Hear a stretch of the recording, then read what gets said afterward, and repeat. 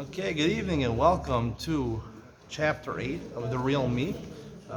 This is the Musar Sefer, the Ashkafa Sefer that I've chosen to learn on a bi-weekly basis. So we are up to Chapter 8 over here, and I want to connect it to this week's Parsha, Parsha's Matos. Uh, you'll see later how it connects.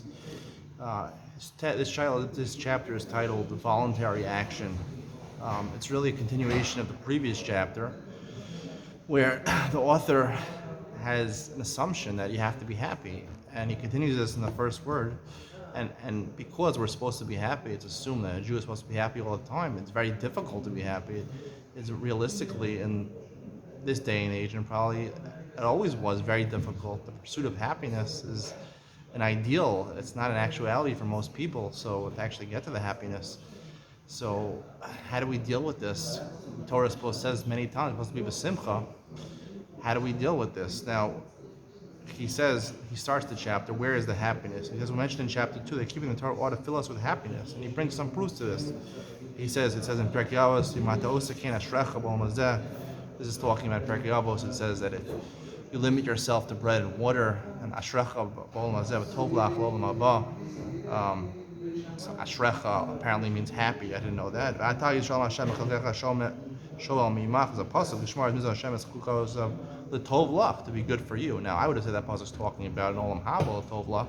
He thinks it means good for you and in this world also. Gedol Torah shinosenes chayim loseh b'olam hazeh, gives life to you. It doesn't necessarily mean it gives happiness. Chayim does not necessarily mean happiness. Orach yamim b'minimah etzmolo osher v'chavod. Again, these are rewards of the Torah. You get a long life, wealth, and honor. Wealthy people are often not happy. People that are honored are often not happy. They just seek more wealth and more honor. Even people live long lives. They live long, difficult lives. So none of these proofs show that you have to be happy. In fact, I really think it's the opposite. Ashrecha, b'olam hazeh, ishur. The way I've heard people say the word ishur means validated. Ashrecha, usually normally people translate it as fortunate. I've heard Rav Yeager from Shar Yashuv said it means validated. I would say it means based on living here in Israel. You know, when you go to the supermarket and you give them your credit card, and you swipe the credit card, it says Iska Ushra, right? The transaction was approved. That's what it means, approved. Ishur means to be approved. Meaning, if you do these things, if you're a big tzaddik in this world, you'll have a lot of approval. You'll be on the picture of Yated, on the picture of Mishpacha magazine. Your picture will be in Mishpacha magazine.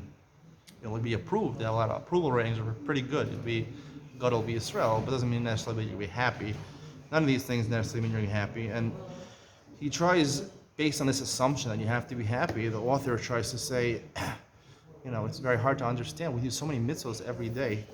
He says, this is also hard to understand.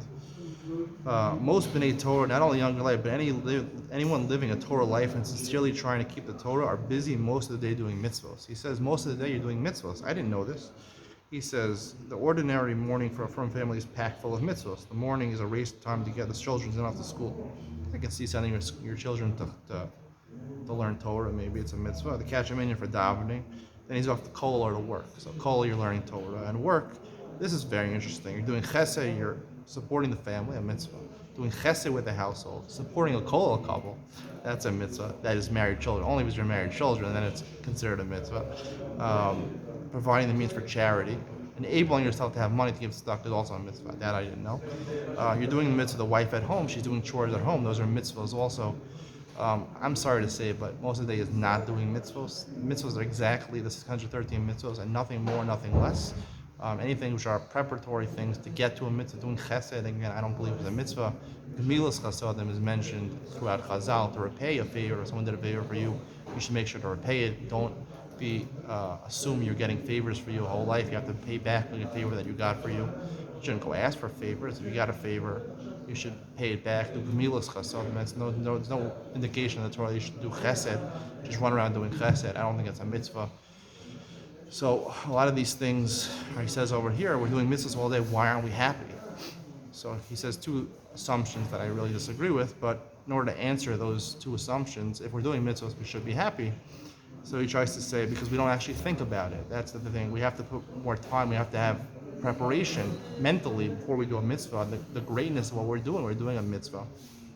He brings the Chavetz Chaim, says, Oiv man trach nicht hat man kein tim tamnish. No thought, no taste. If you don't think about it, you're not going to enjoy about it. And he thinks not just to think about that you're doing a mitzvah, also think how great it is you're doing a mitzvah. And then he tries to add in also at the end that you have to think of how important you are in Hashem's eyes, that Hashem created you. He takes care of all your needs, so everything you do is very important to Hashem, and Hashem is the greatest of everyone, of everything there is, and you're important in His eyes, how great what you're doing is, and he tries to assume that's the way people are going to feel happy in what they're doing, because they're doing such great, immense things. They're doing so many mitzvahs the whole day. They're doing such great, immense things. He doesn't get yet to the relationship between you and Hashem. That's going to get to the next chapter. That's an additional, a higher level of thinking, that everything you do is bringing you closer to Hashem. So based on these thought processes, if we have these proper thoughts, then we could attain this happiness. Obviously, it's very difficult, but he says if you put this into your mind, insert these thoughts into your mind, you can do it. I mean, just practically, anyone who's tried these things, I've heard many Musar Shmuzin over the years, people say, you have to think good about other people, always think good, always, Lipa Schmelzer has a song, he says, be positive, maybe the best Jewish music album out there. I don't think he's probably too happy with that right now, that album that he put out, but it was really an amazing album.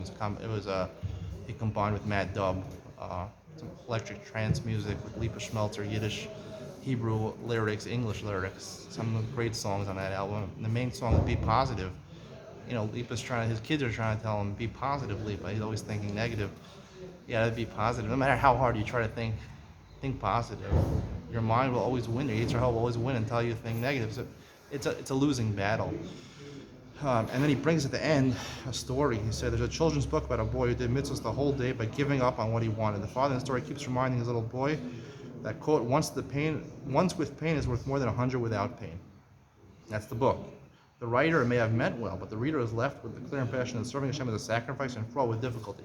This is a bitter mistake, the author says. Although it is true that sacrificing Hashem is a very great thing, there are many other more pleasant ways of serving Hashem which have equal value. It is far healthier to build a way of life, avodas Hashem, that emphasizes our deep desire to choose good than to assume that HaKadosh Baruch Hu always demands that we give up what we want most. This I find very problematic because, again, this is against Chazal also. It says in Pirkei Avos, Fum Sara Agra, the more pain, the more reward you get. This book is right on the mark. I mean, life is very difficult, and we have to acknowledge that. If you lie to yourself and say it's very difficult, you are deluding yourself and you're taking yourself straying from the path, basically, because basically you're going to convince yourself that life has to be enjoyable, life has to be pleasurable, and if I'm not enjoying life, I'm not doing the right thing. A lot of times people will stay learning in kollel and things like that, not because they have a love for Torah, they want to be great in Torah. It's just the easier path of life, right? You go to kollel, you come at 9:30, drink some coffees, hear a shir that you're sleeping in the middle of, get some more coffees in the afternoon, come home to your wife, have dinner with your wife, makes you dinner. It's great to be a kohen. You're supposed to treat like a king because you're learning Torah, you're drinking coffee all day. Kings drink a lot of coffee.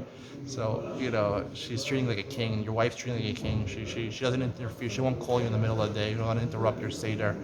And of course she won't say anything negative against you because you're the king of the house. There's a Ben Torah. Ben Torah is better than someone who's working. Because people choose this life because it's the easy way out. I mean, it's very easy. There's no deadlines. There's no demands on your life.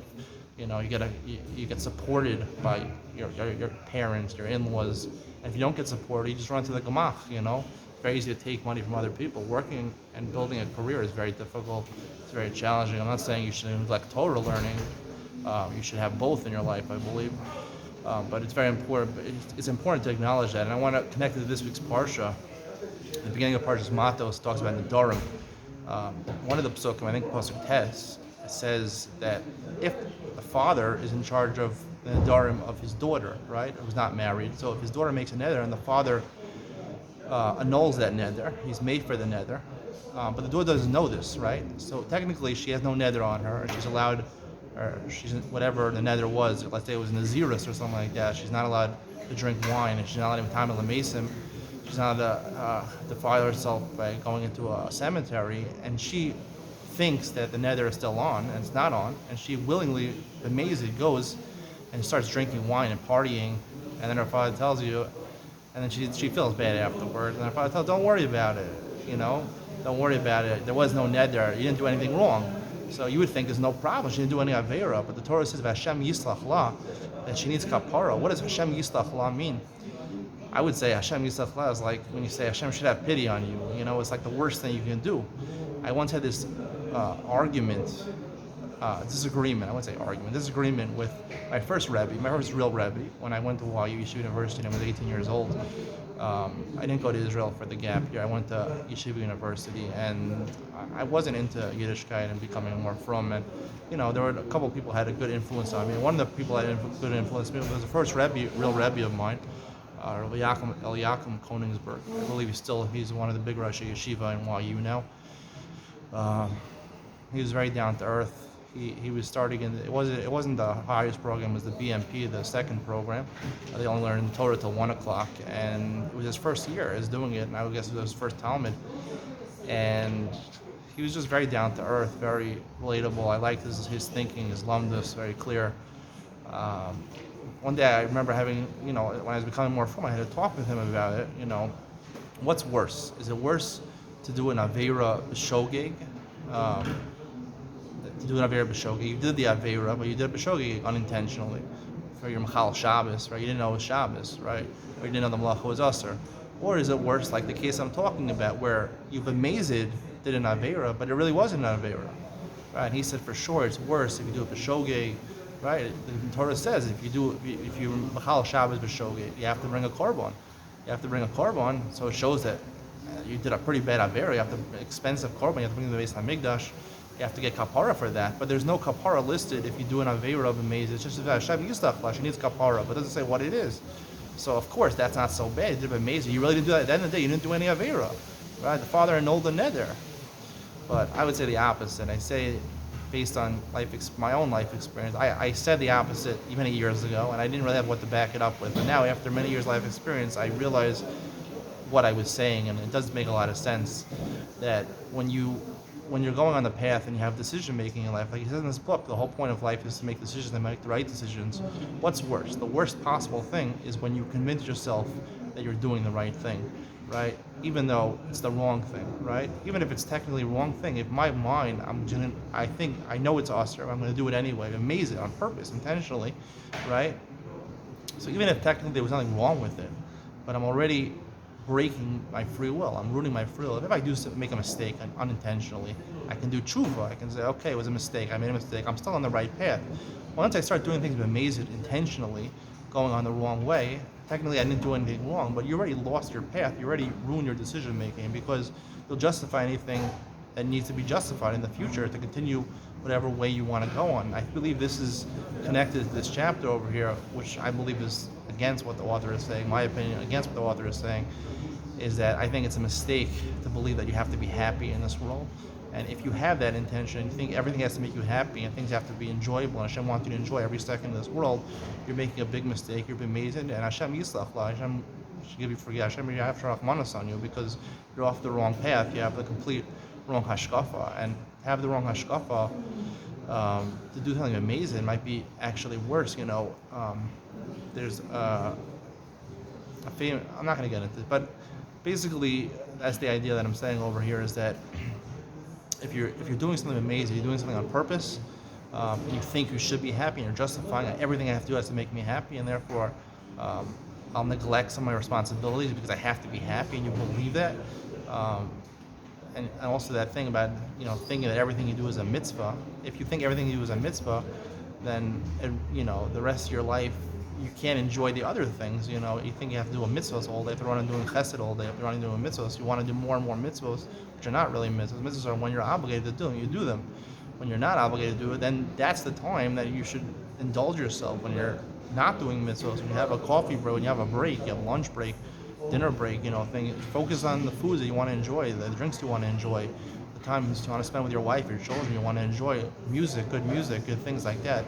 Enjoy those things. Don't think everything has to be a mitzvah. Therefore, it's very important to have the right mindset. And if your mindset is wrong and you intentionally do something wrong, intentionally think one way, and you think it has to be like that, you're going to be off course, off the train tracks. And Hashem Yislach La, I hope Hashem has Rahmanas on you. Have a good Shabbos. Be well. Bye.